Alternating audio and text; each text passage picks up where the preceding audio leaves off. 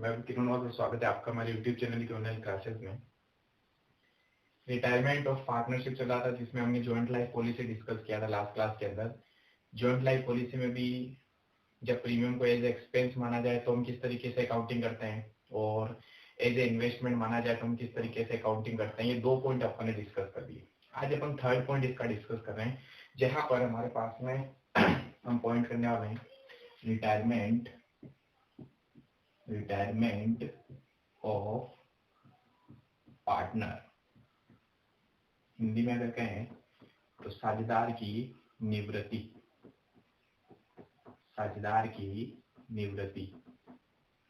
इसमें हमारे जो टॉपिक चल रहा था वो चल रहा था जॉइंट लाइफ पॉलिसी JLP। और आज हम इसके 3rd पॉइंट को डिस्कस कर रहे हैं। जब JLP में जो हम प्रीमियम पे करते हैं उसे इन्वेस्टमेंट मानकर यानी विनियोग मानकर हम रिजर्व अगर मेंटेन करें तो किस तरीके से हम इस केस में खाते बना दें। तो JLP को टोटली 3 पार्ट में बांटा गया है। JLP में फर्स्ट पॉइंट था जब JLP में जो हम प्रीमियम पे करते हैं उसको अगर एक्सपेंस माने तो हम किस तरीके से अकाउंटिंग करेंगे। दूसरा था जिसके अंदर हमने पढ़ा कि JLP में जो हम प्रीमियम पे करते हैं उसको अगर हम इन्वेस्टमेंट माने तो किस तरीके से अकाउंटिंग करेंगे। और 3rd पॉइंट है हमारे पास में जब उसे इन्वेस्टमेंट मानकर रिजर्व प्रिपेयर किया जाए तो किस तरीके से अकाउंटिंग की जाएगी। 3rd पॉइंट अब हम यहाँ पर डिस्कस करें। सिंपल सा पॉइंट है जैसे हमने फर्स्ट लास्ट वाले जो पॉइंट था JLP में जब हमने इन्वेस्टमेंट माना था तो वहां पर हमने कहा इन्वेस्टमेंट वास्तव में क्या होता है। इन्वेस्टमेंट वो होता है जो इंश्योरेंस कंपनी अगर इंश्योरेंस कंपनी में प्री मैच्योरिटी यानी JLP के मैच्योर होने से पहले कभी भी अगर पॉलिसी को सरेंडर कर दें तो जो हमें अमाउंट मिलता है वास्तव में वही हमारे लिए एसेट्स बनती है। क्योंकि अगर हम 10 साल तक पूरा, जैसे मैंने कहा फॉर एग्जांपल हम 10 साल की पॉलिसी लेते हैं तो 10 इयर्स तक तो अगर हम 10 इयर्स से बिफोर कभी भी पॉलिसी को अगर सरेंडर करवा दें या बंद करवा दें तो उस टाइम हमें पॉलिसी का पूरा पैसा नहीं मिलता। तो जो पैसा हमें जिस साल मिलना चाहिए वास्तव में वही हमारे लिए एसेट्स होने चाहिए। जितना पैसा मिलेगा वही हमारे लिए एसेट्स बन जाएगी, इसलिए उसी को हम इन्वेस्टमेंट मानते हैं। इसलिए हम जब भी JLP का अकाउंट बनाते थे तो वहां पर जो बैलेंस लिखते थे जो हमने लास्ट क्लास में डिस्कस किया था वहां पर वो बैलेंस आता था सरेंडर वैल्यू। तो हर साल आपको सरेंडर वैल्यू दे रखी होगी, सरेंडर वैल्यू को अपने को उठा के एज इट इज उसका बैलेंस रख देना है। यहाँ पर भी सेम टू सेम उसी तरीके से अकाउंट बनेगा, थोड़ा सा चेंज है। तो दोनों अकाउंट में यहाँ पर साथ में बना के आपको बता रहा हूँ इसको एक बार अच्छे से आप समझ लीजिएगा, ठीक है। लास्ट टाइम में शायद एग्जांपल डिस्कस किया था 25th, आज अपन इसमें एग्जांपल डिस्कस करेंगे 26th।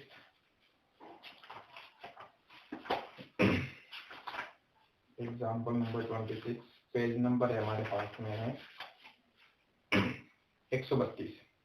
तो देखिए 26 एग्जांपल में क्या करा कि अगर एग्जांपल नंबर 24 को ही यानी 24वें एग्जांपल के अंदर ही यानी कि जो हमने लास्ट टाइम एग्जांपल किया था उसी में अगर कह रहा कि आप संचय का भी निर्माण करो, रिजर्व भी मेंटेन करो तो क्या होगा। तो देखिए पहले तो मैं 24th एग्जांपल जो था उसका एक बार वापस लिख देता हूँ एग्जांपल नंबर 24। इस एग्जांपल में था ABC एक फर्म में पार्टनर्स हैं जिन्होंने एक पॉलिसी ले रखी थी 60,000 की, जिसके ऊपर ये हर साल प्रीमियम पे करते थे 5,000 रुपीज, ठीक है। इस पॉलिसी की आपको सरेंडर वैल्यूज दे रखी थी। सरेंडर वैल्यू ये मैं करा रहा हूँ आपको एग्जांपल नंबर 26। सरेंडर वैल्यू जो थी हमने पॉलिसी ली थी 1 अप्रैल 2013 को, ठीक है। तो सरेंडर वैल्यू जो होती है वो साल के एंड में होती है हमेशा। तो 1 अप्रैल 2013 को हमने पॉलिसी ली थी। इसी पॉलिसी की 31 मार्च 2014 को क्या वैल्यू है जो हमें क्वेश्चन में दे रखा था नील, ठीक है। इसी पॉलिसी की 31 मार्च 2015 को क्या वैल्यू है जो शायद हमें दे रखी थी 2000। एक बार देखें एग्जांपल वापस, 2000 हमें वैल्यू दे रखी थी और 31 मार्च 2016 को इसी की वैल्यू अपने को दे रखी थी 4000।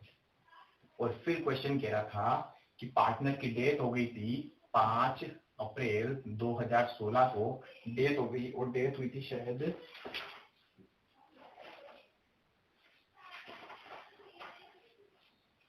बी की, ठीक है।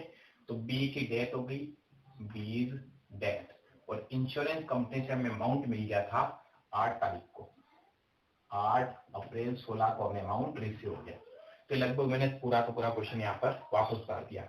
अब क्वेश्चन कह रहा है कि इस मेथड को आपको थर्ड वाले मेथड से करना है, अगर हम प्रीमियम को इन्वेस्टमेंट भी माने और साथ में हम प्रिपेयर करते रहे क्या रिजर्व का अकाउंट। तो देखिए वन बाय वन चलेंगे अपन। सबसे पहले मैं बनाऊंगा जॉइंट लाइफ पॉलिसी का अकाउंट, उसके बाद में हमें एक अकाउंट और प्रिपेयर करना है जिसका नाम है जॉइंट लाइफ पॉलिसी रिजर्व का अकाउंट। ठीक है, तो सबसे पहले मैं यहाँ पर बना लेता हूँ जॉइंट लाइफ पॉलिसी का अकाउंट। हमें थोड़ा सा इस पे ध्यान में रखना पड़ेगा। Joint life policy account, debt particular amount, debt particular amount, ये जेएलपी का अकाउंट, और यहीं पे मैं बनाऊंगा जेएलपी रिजर्व का भी अकाउंट, तो उसका भी हमें साथ में स्पेस लिखना पड़ेगा, JLP reserve account, debt particular amount. थोड़ा सा स्पेस कम रखा हमने क्योंकि बोर्ड यहाँ पर छोटा है, क्लासेस सारी यहीं से ली जा रही है मेरे होम टाउन से। ठीक है, बट यहाँ पर हमने कैसे करके अपनी बोर्ड के यूज कर दी ताकि क्लासेस रेगुलर रह सके।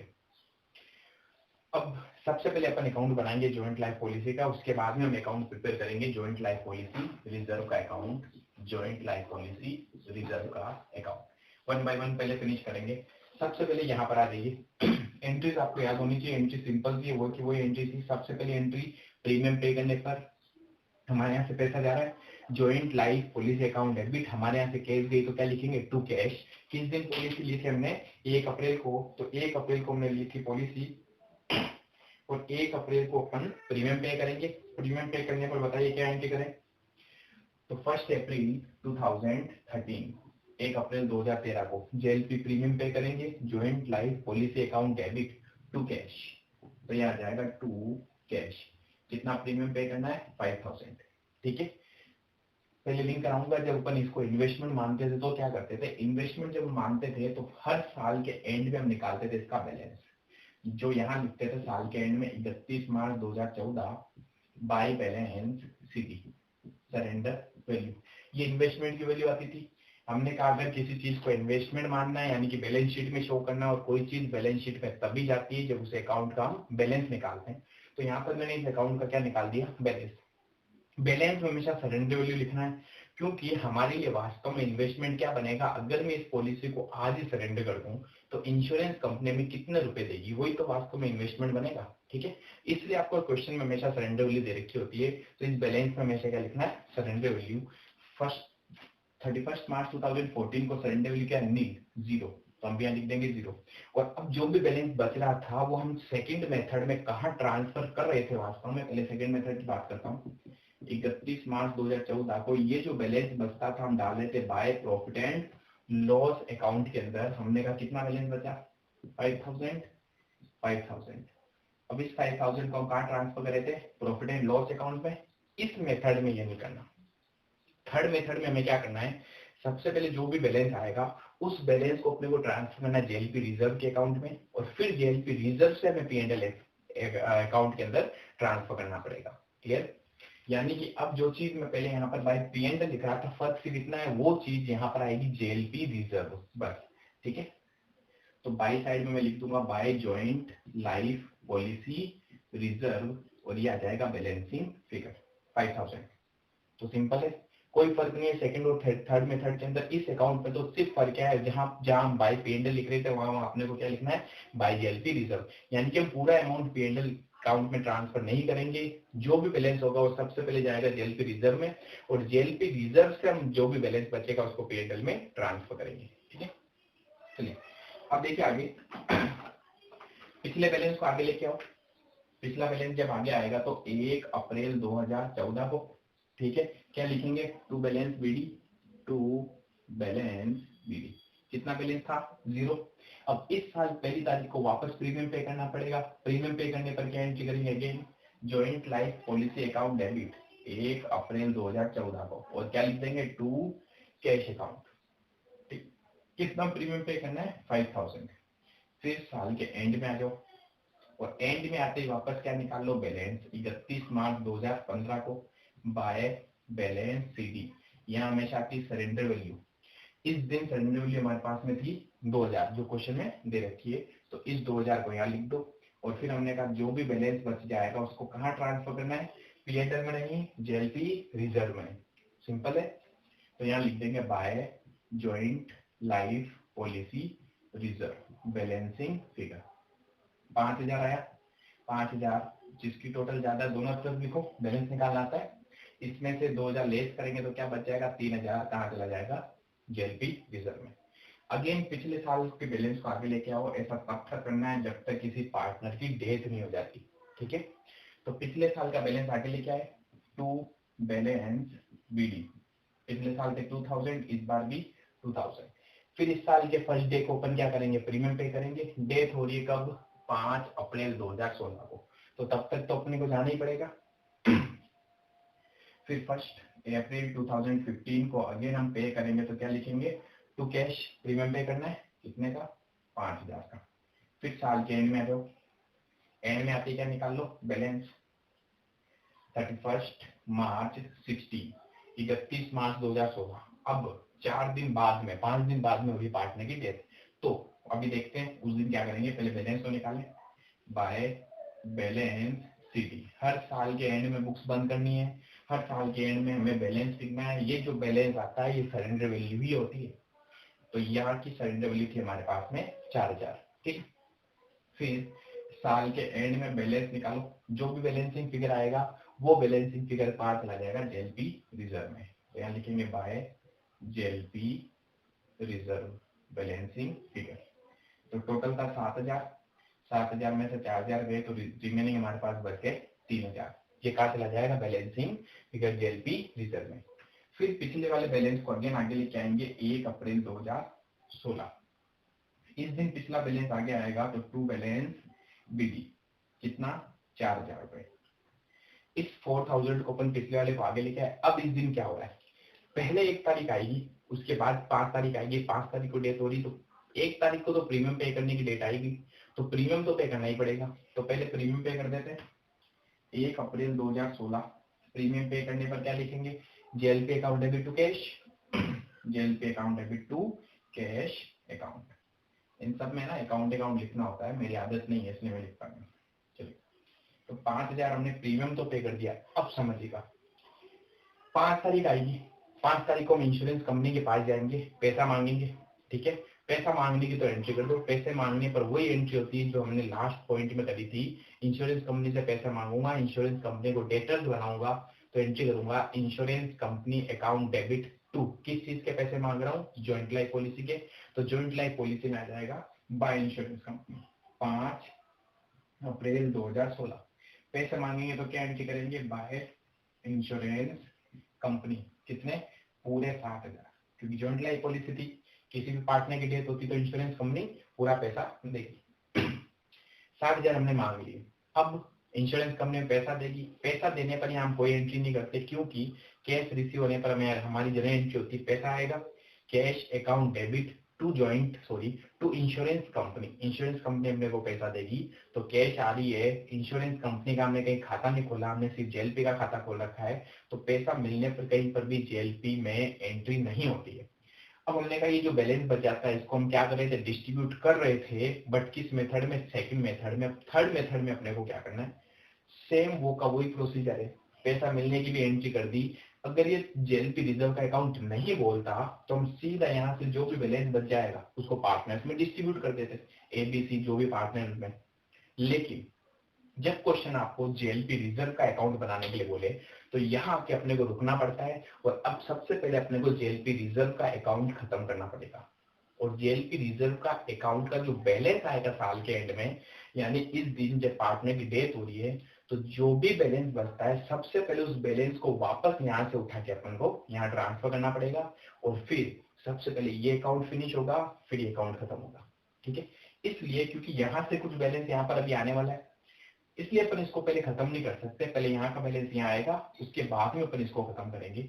यानी वास्तव में क्या हो रहा है, जब जेएलपी और जेएलपी रिजर्व साथ में रखते हैं तो हर साल पहले बैलेंस यहाँ से यहाँ जाता है, हर साल। ठीक है, और जब किसी पार्टनर की डेथ हो जाती है उस साल यहाँ का बैलेंस वापस उठ के कहाँ जाता है, जेएलपी के अकाउंट में। ठीक है। तो यही होता है जेएलपी और जेएलपी रिजर्व का अकाउंट जब आप मेंटेन करते हो तो क्या होगा, क्योंकि पार्टनर की डेथ हो गई, जेएलपी फिनिश हो गई, जब जेएलपी फिनिश होगी तो जेएलपी रिजर्व भी फिनिश होगा। ठीक है, क्योंकि ये सेम टू सेम इसकी नकल करेगा। अभी हम ये बनाएंगे तो हम समझेंगे, जो बैलेंस हर साल जेएलपी का रहता है ना, ये वाला बैलेंस, वही हर साल रिजर्व का रहेगा। ठीक है, लेकिन साइड चेंज हो जाएगी। जेएलपी एसेट्स होती है, और मैं लास्ट टाइम बताया था ये कौन सा बैलेंस है, ये डेबिट बैलेंस है, क्योंकि डेबिट की टोटल ज्यादा आई थी। तो हमेशा याद रखना, जहाँ सीडी लिखा हुआ है उसमें हमेशा बैलेंस क्या होता है, रिवर्स, उल्टा होता है, और जहाँ बीडी लिखा हुआ है उधर हमेशा बैलेंस क्या होता है, सेम होता है। यानी सीडी जिधर भी होता है उसका रिवर्स करो। ये क्रेडिट साइड में ये डेबिट बैलेंस है, ये डेबिट साइड में ये डेबिट बैलेंस ही है। क्यों? क्योंकि ऑलरेडी क्या है, सेम है। ओपनिंग बीडी यानी कि बीडी हमेशा सेम रहता है और सीडी यानी कि चेंज होता है। अब अगर जेएलपी रिजर्व की बात करें तो जेएलपी रिजर्व का अकाउंट किस तरीके से मेंटेन करेंगे समझना। सबसे फर्स्ट जेएलपी रिजर्व में आने की एंट्री हुई थी 31 मार्च 2014 को। हमने क्या एंट्री करी, जेएलपी रिजर्व अकाउंट डेबिट, ए एंट्री हुई टू जेएलपी। तो जेएलपी रिजर्व में क्या होगा, टू जेएलपी, टू जेएलपी 31 मार्च 2014 को, यानी बाई का बैलेंस है उसमें जाएगा तो 2 में आ जाएगा कितना बैलेंस, 5000। अब यहाँ जो बैलेंस है बाई बैलेंस सीडी, वो का वो बैलेंस अपने को जेएलपी रिजर्व में भी रखना, बट रिजर्व जो होती है वो होती है लाइबिलिटी, और लाइबिलिटी का बैलेंस हमेशा होता है क्रेडिट। मैं किसकी बात कर रहा हूँ, लाइबिलिटी के क्लोजिंग बैलेंस की बात कर रहा हूँ। क्लोजिंग यानी सीडी, सीडी अभी भी क्या बताया, जिधर होता है उसका उल्टा होता है। यानी अगर मुझे जेएलपी रिजर्व का क्लोजिंग बैलेंस रखना है क्रेडिट में, तो मुझे कहाँ लिखना पड़ेगा, डेबिट में लिखना पड़ेगा, है ना। यानी 31 मार्च 2015 को क्या लिख दूंगा, टू बैलेंस सीडी, और ये आएगा यहाँ पर भी क्या, सरेंडर वैल्यू, जितना इसका बैलेंस उतना इसका बैलेंस। फर्क ये है, ये एसेट्स में जाता है इसलिए डेबिट बैलेंस होता है, ये लाइबिलिटीज में रहता है, रिजर्व हमेशा लाइबिलिटी में रहते तो क्रेडिट बैलेंस होगा कितना, 0। फिर साल के एंड में इसको खत्म करते हैं, ठीक है। और अब इसका जो बैलेंस होता है वो हम ट्रांसफर कर देते हैं कहां पर, P&L अकाउंट के अंदर, ठीक है। तो 31 मार्च 2014 इसका बैलेंस जो होगा वो जाएगा P&L में, यानी जो चीज यहां से पहले P&L में जा रही थी अब वो जेएलपी रिजर्व से P&L में जाएगी, ठीक है। तो यहाँ लिखेंगे अपन by profit and loss account, कितना, पूरा का पूरा 5000, ठीक है। Balancing figure, balancing figure. फिर पिछले साल का बैलेंस अगले साल आगे आएगा, ये वाला बैलेंस, ये जो बैलेंस था ये अगले साल आगे आएगा तो कहाँ जाएगा, बाई साइड में। जब भी पिछला बैलेंस अगले साल जाता है साइड चेंज हो जाती है, ठीक है। तो यहाँ पर आएगा 5000, यहाँ आएगा 5000, पिछले साल का बैलेंस 1 अप्रैल 2014 को। आगे जाएगा तो क्या लिखेंगे, by balance BD, by balance BD. पता है पिछले साल का बैलेंस कितना था, 0, तो इस साल भी क्या आएगा, 0। अब अगेन वापस आ जाना यहाँ पर, यानी बैलेंस लिखने के बाद इस साल फिर यहाँ से यहाँ कुछ अमाउंट ट्रांसफर हुआ, यहाँ से जब अमाउंट यहाँ जाएगा कब, साल के एंड में 31 मार्च 2015 को। क्या लिखेंगे, अगेन टू जेएलपी, यहाँ से यहाँ बैलेंस आया कितना, 3000। फिर यहाँ जो क्लोजिंग बैलेंस था, इतना जितना बैलेंस यहाँ था उतना का उतना यहाँ रखना है, ठीक है। यानी देखिए स्टेप इसको समझना, पहला स्टेप होता है ये, ठीक है। यानी अगर आपके पास बैलेंस आ जाए तो फर्स्ट स्टेप मान सकते हैं आप, पहले बैलेंस लिखो, सेकंड जेएलपी से यहाँ लेके आओ अमाउंट, थर्ड इसका भी बैलेंस रखो, टू बैलेंस सीडी, यहाँ आएगी अगेन सरेंडर वैल्यू, ये थर्ड स्टेप हो जाएगा। जितना बैलेंस इसका उतना ही बैलेंस इसका, 2000 खत्म कर दीजिए 31 मार्च 2015, ठीक है। और चौथे स्टेप में हमारे पास इसका जो भी बैलेंस होगा P&L में चला जाएगा, ठीक है। तो फोर्थ स्टेप, साल के एंड में 31 मार्च 15 को जो भी बैलेंस होगा by P&L account balancing figure, कितना टोटल आया यहाँ पर 5000, तो यहाँ पर भी टोटल आ जाएगा 5000, ऊपर जो भी उसमें से माइनस कर दो तो क्या बचा, 5000। समझ रहे स्टेप, सिंपल सा स्टेप है। अगेन पहला स्टेप वापस पिछले बैलेंस को आगे लेके आओ, 1 अप्रैल 2016, सॉरी 1 अप्रैल 2015, पिछले साल का बैलेंस आगे आएगा बाय बैलेंस बीडी, कितना था पिछली बार 2000, तो इस बार भी 2000, ये पहला स्टेप। सेकंड स्टेप क्या होगा, जेएलपी से अमाउंट यहाँ पर ट्रांसफर करो, तो 31 मार्च 2016 पिछला बैलेंस यहाँ आएगा तो क्या लिखेंगे, टू जेएलपी, ठीक है, यानी जेएलपी से जेएलपी रिजर्व में आया अमाउंट कितना 3000, यहाँ लिख दीजिए 3000, ठीक है। उसके बाद इसका क्लोजिंग बैलेंस जितना है उतना का उतना इसका रहेगा, तो 31 मार्च 2016 को टू बैलेंस सीडी। स्टेप पढ़ते गए, फर्स्ट स्टेप, सेकंड स्टेप ये रहा, थर्ड स्टेप ये रहा बैलेंस, और चौथे स्टेप में पीएनएल में ट्रांसफर कर दो। तो इसका बैलेंस 4000 है तो इसका बैलेंस होगा 4000। अब इसकी टोटल ज्यादा आ रही है 7000, इसमें से ऊपर जो भी है लेस कर दो, 7000 में से 2000 गए तो 5000, ये आ जाएगा bye profit and loss account balancing figure, ठीक है, 31 मार्च 2016। अब हो रही है पार्टनर की डेट, वो वाला साल आ रहा है, तो पहले तो पिछले बैलेंस को आगे लेके आओ। 1 अप्रैल 2016 बैलेंस था हमारे पास में बाय बैलेंस बीडी कितना 4000।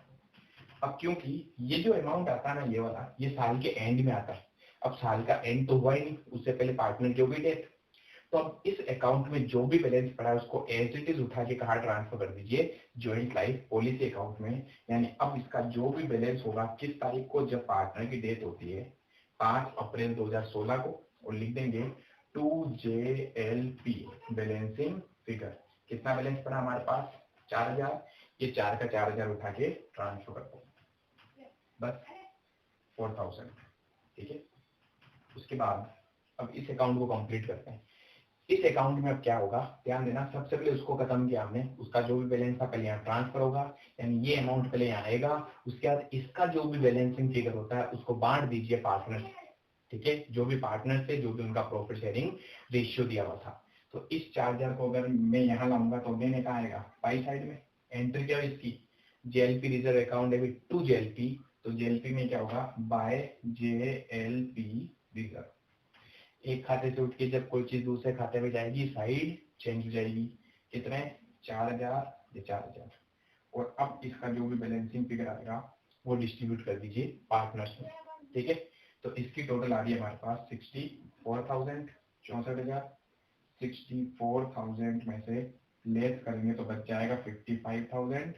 इसे डिस्ट्रीब्यूट कर दो to partners capital balancing figure, यानी जिस साल पार्टनर की डेथ हुई उस साल इस अकाउंट को पहले ड्रॉप करना है, इसके बाद इस अकाउंट को पहले फिनिश करना है। स्टेप मैंने आपको लिखवा दिया, फर्स्ट स्टेप होगा पिछले बैलेंस को आगे लेके आओ, नेक्स्ट स्टेप जेएलपी से यहाँ बैलेंस लाओ, जितना बैलेंस इसका उतना का उतना बैलेंस यहाँ रखो, और चौथे स्टेप में जो भी बच जाएगा पीएनएल में ट्रांसफर कर दो। ये स्टेप हर साल फॉलो करने जब तक पार्टनर की डेथ नहीं हो जाती, ठीक है।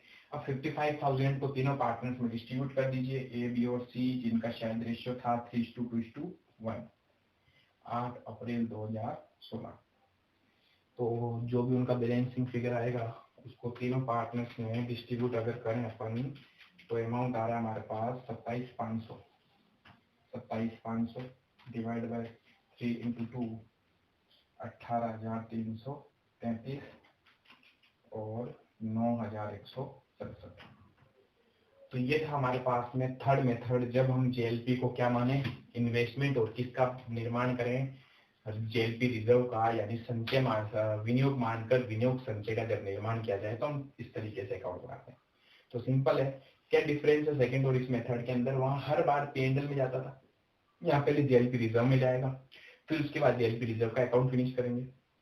जेएलपी रिजर्व का जो भी बैलेंस आएगा उसे हम सभी पार्टनर्स के अंदर, सॉरी जो भी बैलेंस आएगा उसको पहले जेएलपी में डालेंगे, और फिर जेएलपी का जो भी बैलेंसिंग फिगर बच जाएगा उसको सभी पार्टनर्स में हम डिस्ट्रीब्यूट कर देंगे, उनके जो भी प्रॉफिट शेयरिंग रेशियो आता है, ठीक है। तो ये था हमारे पास में जेएलपी का थर्ड मेथड।